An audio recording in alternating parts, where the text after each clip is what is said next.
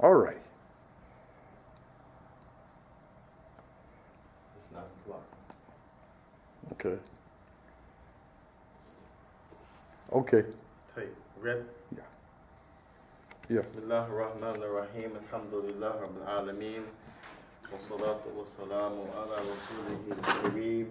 Wa ala alihi wa ashabihi wa sallam tasliman kathira. Thumma amma ba'd. We continue with our lessons in al-Arba'in, al-Hadeeth, al-Imam al-Nawawi, rahimahullah ta'ala. Better known as the 40 Hadith collected by Imam al-Nawawi, rahimahullah ta'ala. We had mentioned in the first class, the introduction, that we had chose this great work, as many of the scholars of the past recognize the greatness of this collection of hadith by Imam al-Nawawi. And from amongst them, we chose the explanation by Al-Imam Ibn Daqiq al-Eid, rahimahullah ta'ala, which is one of the scholars from the middle of the Islamic era. And we had taken the first hadith, which is hadith al-awwal, hadith on Abi Hafs. And Abi Hafsa, Amir al-Mu'mineen, radiyallahu ta'ala anhu, huwa Umar ibn al-Khattab. قال سمعت رسول الله صلى الله عليه وسلم يقول. And that's the first part of the hadith, as it deals with the transmission and who heard from the Prophet. We had chosen to write on the board so that it will be more effective and more beneficial for the ones who want to benefit from this class. ونسأل الله سبحانه وتعالى أن يخلصنا في أعمالنا صالحا وأن يهدينا إلى الصواب وأن يكتب لنا أجرا له في الدنيا والآخرة. We ask Allah subhanahu wa ta'ala in this gathering to make us sincere for Him alone, not to be seen, not to show off, not to have fame, not to be the one in the spotlight, but to make us doing it, this presentation, for His reward, for His mercy, for His pleasure, that He is pleased with us. And we ask Him to make us from those who benefit from it, and that He writes for us this is a good deed in this life and in the hereafter. Ameen. So we have mentioned the beginning of the hadith on Abi Hafsa. If we were to take on, here on is not the beginning of the transmission. And it's not the beginning. Rather, this is the portion that they call, when I say they, the scholars of hadith, Ma'alliqan. And Ma'alliqan means that they started at the Sahaba.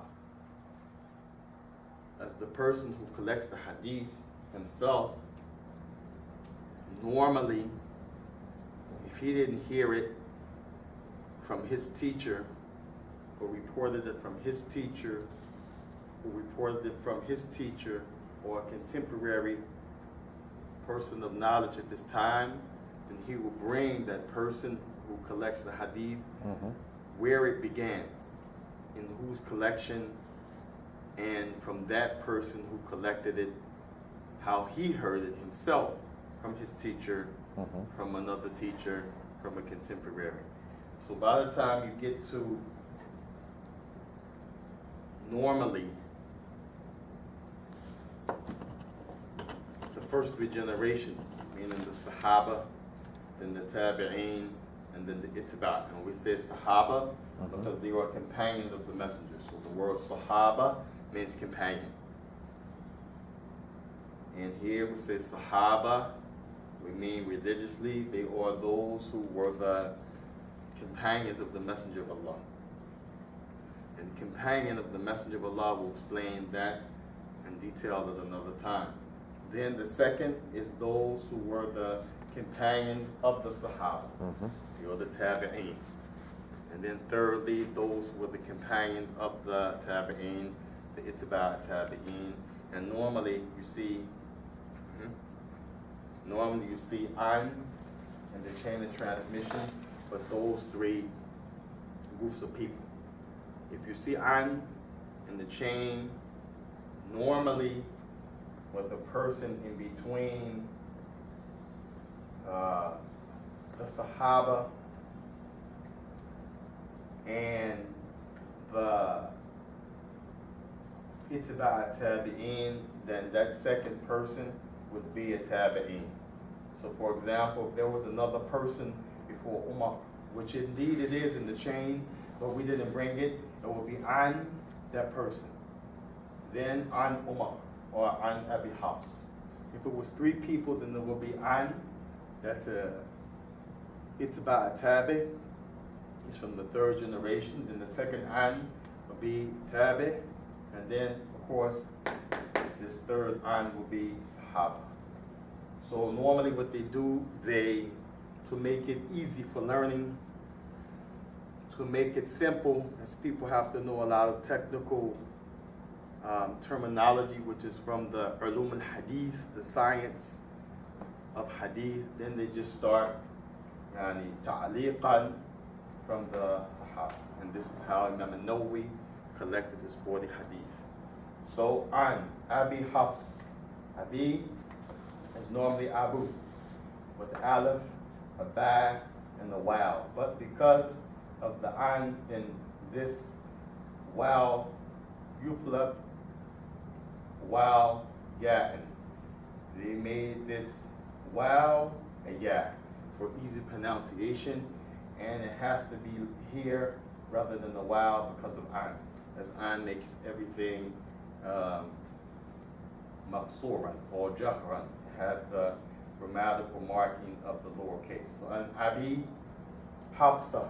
Hafsa is the daughter of this person. That's why they said Abi Hafsa. So Hafsa, with the time of Abuta, is female. She's a female. And her father is the person that's narrating this hadith, an Abi Hafsa, the father of Hafsa. That's one description. Amirul Mu'mineen, the word Amirul, which we talked about this today in the khutbah when we were talking about the issue of Imara, which means leadership. One of the terminologies that comes under Imara is Amir, one who's up over the people.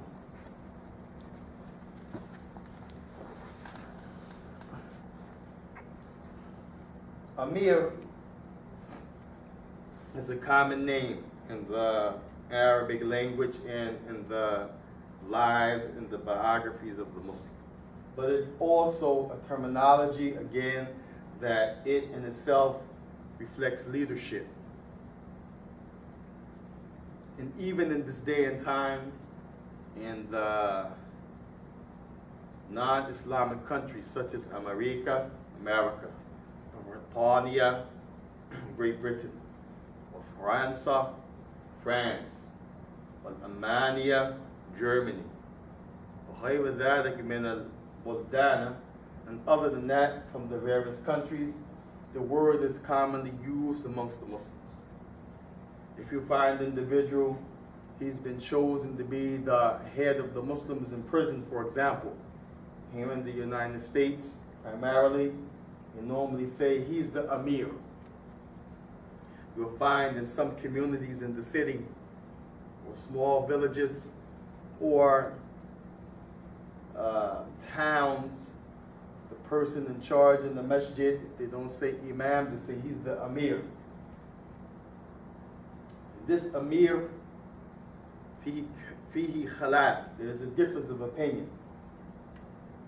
There's a difference of opinion amongst the awam. The awam here, awam means general people. Awam means general people. So the general people, the layman, he uses this in a way that in the Islamic books it is not used. And Amir, normally talk about Amir, and this person is going to have some type of strong position over the people. And not that he's the one that he's like the Khalifa. He's in charge over all of the Muslims, and then he has delegates below him helping. But here, the word Amir means that. That's why after Amir, it's Mu'mineen, which is a general for believers. Amirul Mu'mineen, he is over the believers. Such as a person being the president in this day and time, or a person being the king in this day and time. During that time, they had Amir or Khalifa, and this is the same meaning of Sultan, the one who is over the people. And Abi Hafsa, Amirul Mu'mineen, meaning he is the leader of the believers. Amirul Mu'mineen is the opposite of Amirul Kafirin. And during the time, the fitna of Ali ibn Abi Talib, the fourth Khalifa, min Bayt al-Nabuwah, is from the house, the family tree of the Prophet. Many things took place. One of them was that the Khawarij, which they have been given this name based on their actions and their creed, by deeming a Muslim to be outside of Islam, as the word Kharij means out. If you go to this door on it has an English exit. In Arabic it will be Kharuj, the place that you go out. From the word Kharaja, he left. Kharij is outside. So the Khawarij are those who they made the Muslims outside of Islam, unjustifiably, uncertified, unprecedented in the religion. So during the time of Ali, one of the things that took place, they said, because Ali said, stop calling me Amirul Mu'mineen. So the people don't call me Amirul Mu'mineen because of the level of problems that had arose during his time, fighting and arguing and who should be in charge and so forth.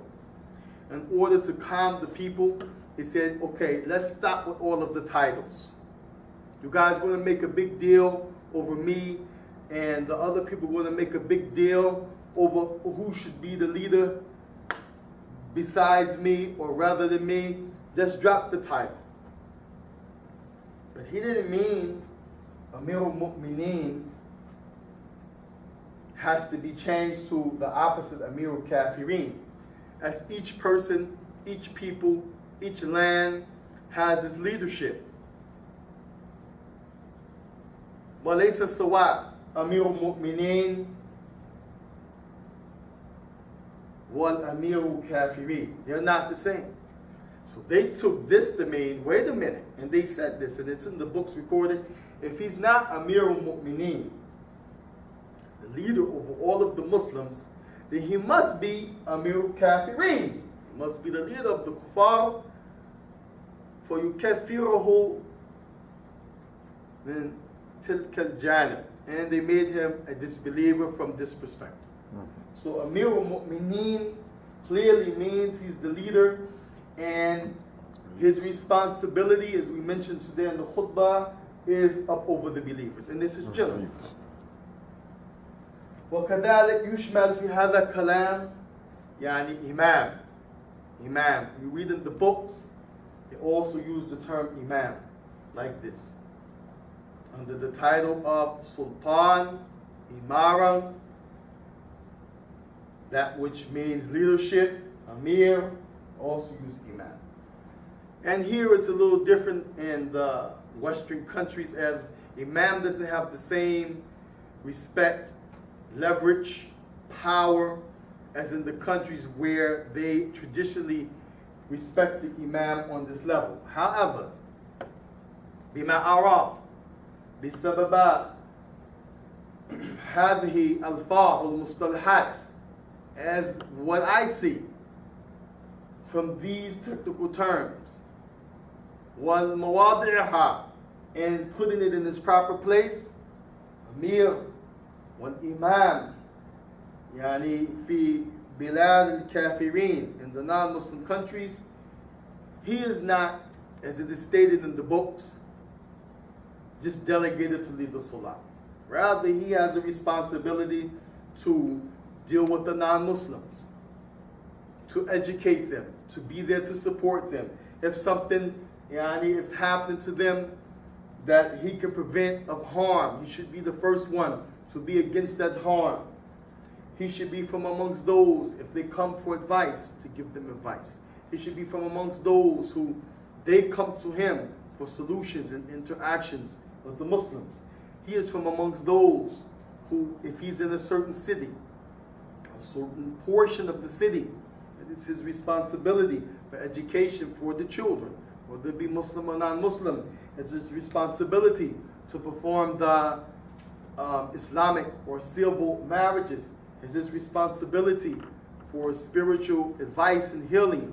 It's his responsibility to make stability with the Muslims as well as the non-Muslim as it relates to the things that Allah subhanahu wa ta'ala has made him in charge of. Amir al-Mu'mineen Umara. Umar ibn al-Khattab. Umar is his name. And you can only say with this word Umar, Umaru, or Umara. You can never say Umari. Umar is one of those words. Umar is one of those words. Umaru is one of those words. It only takes a Dhamma or a Fatha. So never say An Umari. Rather, it should be An Umara. And Fatha takes the place of the Kasra with this particular word. Ibn Khattab, the son of Al-Khattab. And Al-Khattab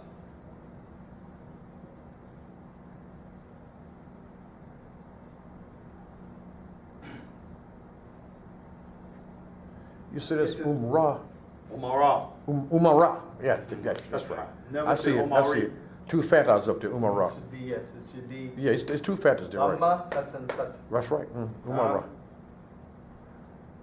Ibn al-Khattab, huwa Qurshi. He's from the people of the Quraysh. Huwa al-Makki. He is from the people of Mecca. Wa ma'ruf anna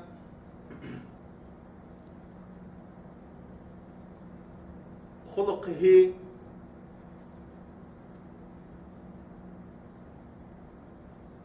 ضد لين بل هو متشدد فيما بني الله تبارك وتعالى عليه. It is known that the character of Umar is not passive. He's not a person who's given to being easy. Rather, he's a person that's the opposite. The way that Allah made him and created him, his constitution, the way he's made as a human, he was a person who was rough and tough. مع أن النبي صلى الله عليه وآله وسلم ثبت عنه فيما اتفق عليه شيخان وغيره. While at the same time the Prophet صلى الله عليه وسلم is mentioned in Bukhari and Muslim, and other than them, where he said, إن الله رفيق, إن الله رفيق. Verily Allah is the gentle. إن الله رفيق ويحب الرفق. And he loves gentleness. وقد قال النبي صلى الله عليه وسلم كذلك ما كان رفقا في شيء إلا زانه. Gentleness, ease will not be found in a thing except it will beautify it. If you find ease in a thing, verily the outcome of that thing is going to be pleasant. If ease is used in a situation, it's going to make it more appealing than repugnant. وَمَنْ نُزَعَ مِنْ شَيْءٍ إِلَّا مَاذَا إِلَّا شَانَ. And it won't be taken from a thing. Gentleness will not be removed from a thing. Ease, except it's going to make it ugly. It's going to make it harsh. It's going to make it not attractive. And this is the statement of our beloved noble prophet al-Mustafa sallallahu alayhi wasallam, and we know he is al-Sadiq wal-Masduq. He is the truthful and the one who spoke the truth. He is the truthful and the trustworthy. I mean, however, Umar was a product of his environment. And if you know anything about the Arabs of the past and of today, Al-A'rab, Sabiqan Muhadran, past and present, they are a rough people. They are rude people. They are people that, Wallah musta'an, as we say in English, wild, untamed, buck wild, wilding out, as they say. They were from, as they say, the bottom of the barrel. Stubborn, ana'idan al-haq, rejecting of the truth while they knew better. Tughyanan, jabbaran al-nas, were very, very oppressive and want to transgress the boundaries. And the fact that Allah subhanahu wa ta'ala brought from amongst those people, from their very midst, one who was a prophet and a messenger with those characteristics that the prophet is named and described by in itself, was done by Allah as a miracle to get them to believe without a doubt that what he is saying, what he is representing, is from Rabbul Alameen, from the Lord of the worlds. However, there are people that Allah subhanahu wa ta'ala brought through times of darkness, times of darkness meaning spiritual darkness, physical darkness too, because they had no lights. They used candles, or not candles, and firewood, different torches and things like this. And there were people that spiritually they were dark. And this kind of life in the desert makes the individual the way Umar, we know him to be, rough.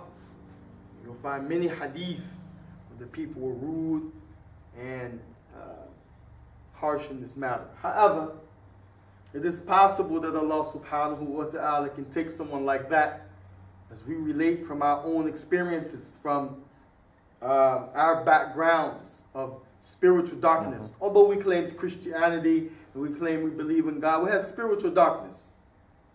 مَا كُنَّا عَلَى الْحَقِّ وَمَا عَلَى النُّورِ. We were not upon what was right, neither were we upon that which spiritual direction. No. But Allah takes from whom He wills, when He wills, however He wills, even if that be your situation, and He raises you by His wisdom and His choice. And this is what He did to Umar ibn al-Khattab. Qala, which is a fi'lun in the Arabic language. Qala, fi'lun madi. Mad means something of the past. You have madi, which is past tense. You have madari'u, which is yani halan wal mustaqbil. Hal means, like we say, kif hal. How's your situation, meaning al-an, now. So hal means fi waqt mutakallam, the time that the person who's speaking, this is what's considered hal. Mean right now as I speak, this is what we're talking about.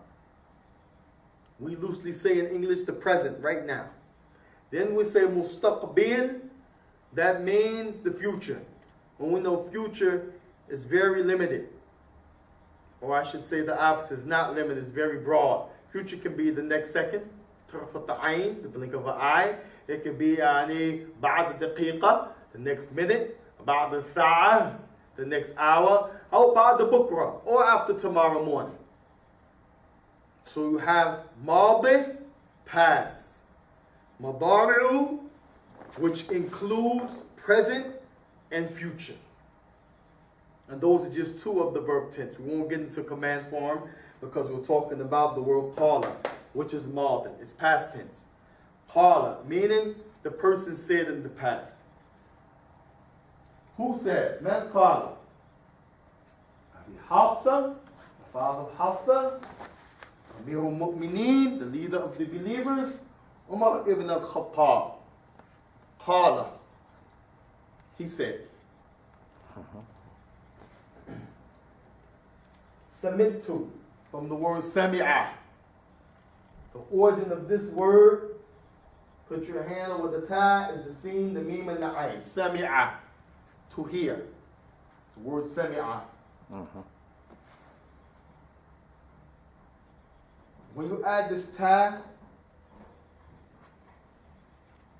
where sami'a is past tense verb, and it's the action alone. When you add the ta, it becomes fi'lun wa fa'il. It becomes the action and the one who does the action.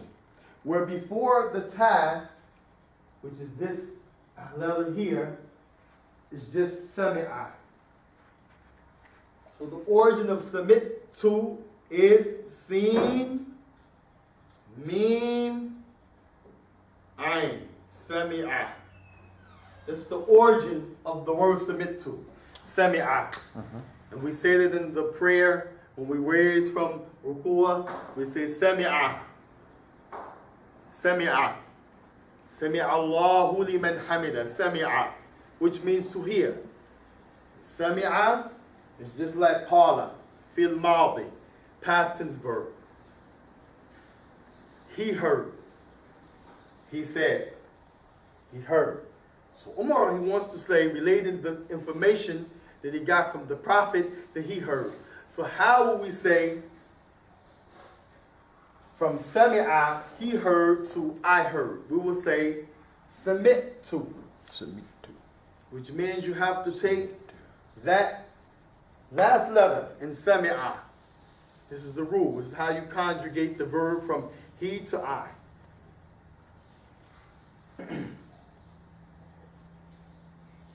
تأخذ آخر حرف, take the last letter. هو عين هنا. In سمع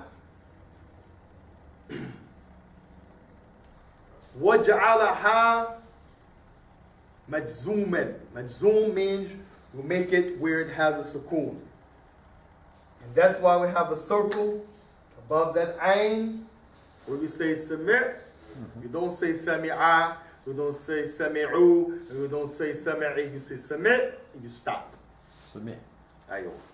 Then, the one who's doing the action is the ta. Submit to. I heard. If you want to say,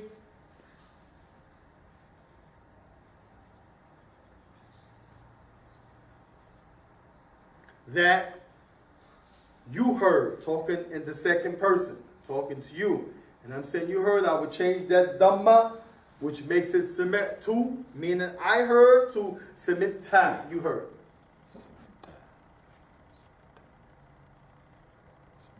And if I was saying this to a female you heard, I would say submit T. Submit T. Ewa. T. Ewa. Submit T. Yeah. هل سمعتي كلامي؟ نعم ولا؟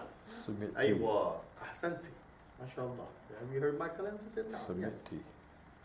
طيب فقال أبي حفص, the father of Hafs, أمير المؤمنين, leader of the believers, عمر ibn al-Khattab رضي الله تعالى عنه قال سمعت رسول الله. Rasula is Rasulun. Normally, Rasula is Rasulun. With two dhamma. Here, because someone is saying something about the Rasul, it has to be with a fatha. So Rasulun becomes Rasulah. As you can see here. Rasulah. Be a fatha. Hina. Rasulullah. Because he is the one that the one who's speaking is talking about. وَنُسَمَّ فِي لُغَةِ الْعَرَبِيَّةِ مَفْعُولٍ بِهِ. He's the one that the action is being directed to or affected by. He said, Samittu Rasulallahi. Rasulallahi. The origin of Rasulullah is Rasulun, two Dhamma. Whenever you want to connect it, that which has two Dhamma, then you have to drop one of the Dhamma in order to connect it, and you're connecting Rasulullah to Allah. Samittu Rasulallahi. As Rasulah, which was Rasulu, became Rasulah because Umar heard something from that Rasul, which changed Rasul to Rasulah. Because he is the one who's being heard by Umar. If you were to say, submit to Rasulu, grammatically this is wrong. Have to say, submit to Rasulah. This fatha is indicative of the one that you yourself heard. Yet, Rasulullah plus lafdul jalala Allah is Rasulullah. If you want to sit, please can you sit here, because we'll have this open so that the Hurama, Barakallah Fiqh, they can benefit. Jazakallah khair. Allah yafadek. Jazakallah khair. Barakallah Fiqh. Yeah. فماذا رسول طيب مفتوح. Maftuh means fatha.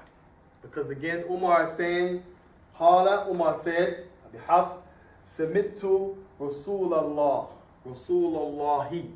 Rasul again normally is with two Dhamma. If you were to add Alif Lam to Rasulun, then you have to drop one of the Dhamma and it becomes Ar-Rasulu. We have no Alif Lam. But we have another word that you want to connect to the word Rasulu that became Rasulah, because Umar is saying submit to, and then he's talking about Rasul. Submit to Rasulallahi. Mudaf, mudaf ilayhi in the Arabic language. Nur min al-qawa'id al-ma'dha al-nahu. This is one of the rules of the grammar when we're talking about sentence structure. Mudaf or mudaf ilayhi. Something that's relative to a particular thing or situation, and then something that's connected to that relativity.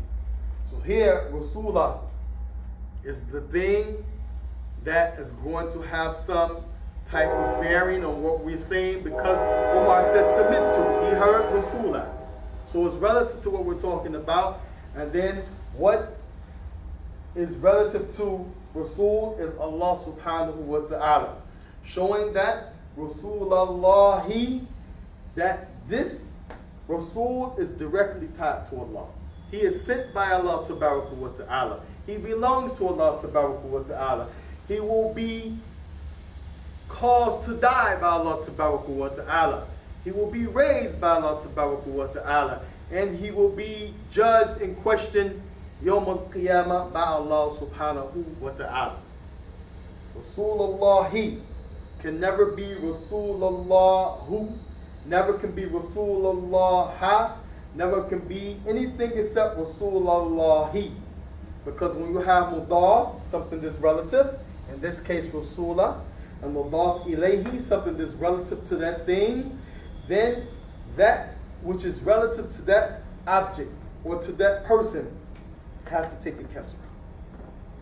So as we say Baytullahi, don't say Baytullaha, Baytullahu, Baytullahi, because Bayt is the subject matter, and to determine or to describe whose house, then Allahu becomes Allahi, because it is mudaf, something relative, ومضاف إليه, and the thing that is relevant to the thing that is the object. Here, Rasulullahi, the grammar. فقال عمر سمعت رسول الله صلى الله عليه وسلم يقول قال يقول قال في الماضي يقول present tense. But here he's talking as if this is taking place now. And this is one of the beauties of the Arabic language. Sometimes Allah Tabaraka wa Ta'ala reveals verses that are like this. He may speak in the past tense, but Allah is talking about right now when we decide or we want to do something. And this here said, Samitu Rasulullahi sallallahu alayhi wa sallam yaqul. Yep. Any questions?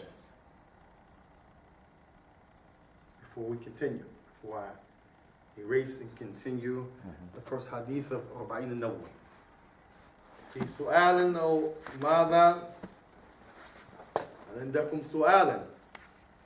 Any questions? مفيش. طيب.